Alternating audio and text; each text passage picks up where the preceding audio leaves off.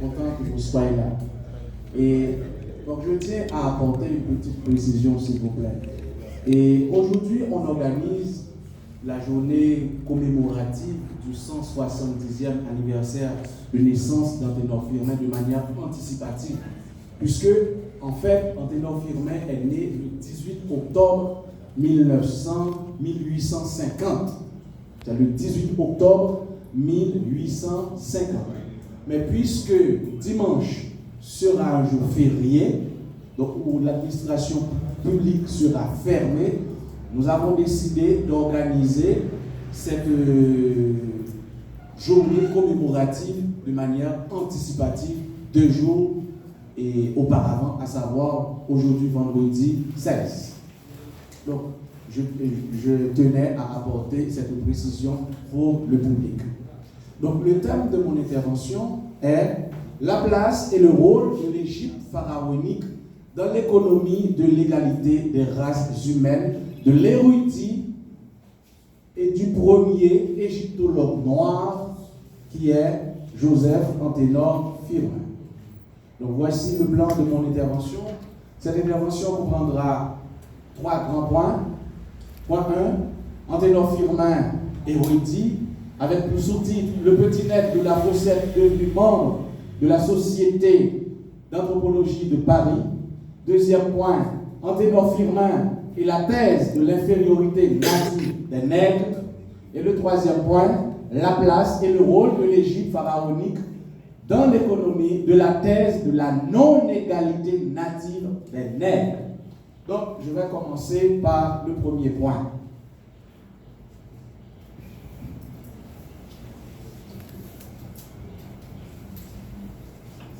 Aujourd'hui, nous célébrons de manière anticipative le 170e anniversaire de l'un des plus grands intellectuels haïtiens et aussi l'une des plus grandes figures politiques de la vie politique haïtienne du 19e siècle. Anténor Firmin est né le 18 octobre 1850 et il est mort le 19 septembre 1911. Pourquoi Firmin? Pourquoi? C'est parce que j'estime que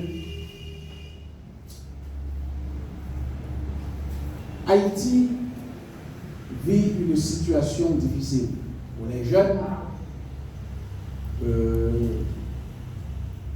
Les jeunes d'aujourd'hui sont aux abois, c'est comme ça qu'il faut dire. Aujourd'hui, toute la perspective, c'est d'aller chercher la vie ailleurs. Il y a un très beau texte, il y a le titre d'un très beau texte de Milan Kundera qui dit « La vie est ailleurs ». On dirait aujourd'hui que c'est là la parole de presque tous les Haïtiens. La vie est ailleurs, elle n'est pas ici. Ah ben, à l'époque d'Anténor Firmin, il n'y avait pas ça. Les Haïtiens vivaient en Haïti et avec la conviction que la vie n'est pas ailleurs pour eux, mais seulement sur ce bout de territoire. C'est pourquoi ces hommes-là ont donné leur sang pour que Haïti soit quelque chose de meilleur. Bien entendu, pour moi, s'il y a quelque chose qui a survécu de l'épopée de 1804, c'est le peuple haïtien, en grande partie. Quand je dis le peuple, je veux parler surtout du petit peuple qui fait preuve tous les jours de courage et extraordinaire, mais aussi la vie intellectuelle et culturelle haïtienne. C'est pourquoi, et Rendez-vous de la pensée de la culture, dans le cadre de son lancement, a organisé deux journées d'activité commémoratives de l'anniversaire de naissance des 2 plus grandes figures de la pensée haïtienne, qui est Anténor Firmin pour le 19e siècle et Jean Price-Mans pour le 20e siècle. D'abord, je vais commencer par le premier point, qui est le petit nègre de la Foussette, devenu membre de la Société d'anthropologie de Paris. Donc pour nous autres, Haïtiens d'aujourd'hui, quand nous parlons des intellectuels, nous nous imaginons toujours que ces hommes-là venaient de grandes familles.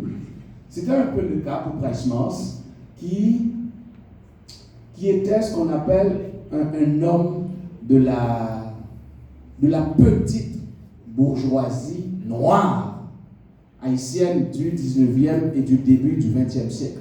Mais dans le cas de Joseph-Antoine Firmin, c'était tout autre. Parce que Firmin est né au Cap, dans un quartier qui est le quartier le plus pauvre du Cap, qui est la Foussette.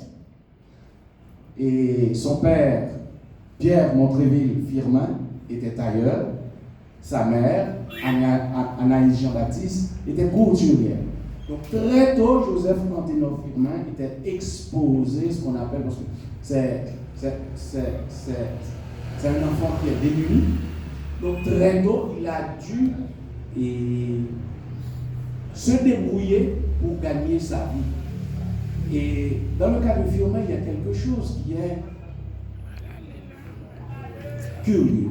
C'est que je crois qu'on réfléchit beaucoup sur Firmin, sur son œuvre. Mais il y a un point sur lequel je crois qu'on n'a pas insisté. C'est ce cerveau. Moi, je crois que là, c'est un point sur lequel je vais insister un peu. Parce que je trouve que